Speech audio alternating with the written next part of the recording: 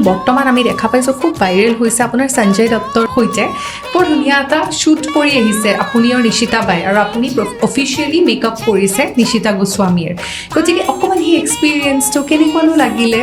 সৰুৰে পৰাই যিহেতু তেওঁক বাস্তৱতেই হওক বা প্ৰত্যেকখন চিনেমাতে আমাৰ সকলোৰে কাৰণে তেখেত হিৰো আছিলে গতিকে তেখেতক সন্মুখত দেখি সেই বুজাব নোৱাৰা অনুভৱটোৰ কথা হয়তো শব্দৰে মই শেষ কৰিব নোৱাৰিম কিন্তু খুব ভাল লাগিছিলে যেতিয়া মই গম পাইছিলোঁ যে তেখেতৰ লগত মই একেটা ছেটতে কাম কৰিম আৰু আটাইতকৈ ডাঙৰ কথা যেতিয়া মই নিশিতা গোস্বামীক অসমীয়া পাটৰ কাপোৰযোৰত তেখেতক মই দেখা পাইছিলোঁ আৰু তেখেতৰ গামোচাখন ময়ে ছেট কৰি দিছিলোঁ তেখেতে যেতিয়া আমাৰ অসমীয়া সাজযোৰ পিন্ধি নিশিতা গোস্বামীৰ লগত একেলগতে থিয় হৈছিলে সেই মুহূৰ্তটো মোৰ কাৰণে অত্যন্ত স্মৰণীয় মুহূৰ্ত আৰু তেখেতে বিহুৰ উইচ কৰিছিলে নিশিতা গোস্বামীয়ে অসমীয়াত আৰু তেওঁ হিন্দীত আৰু সেইখিনি পাহৰিব নোৱাৰা অভিজ্ঞতা মোৰ কাৰণে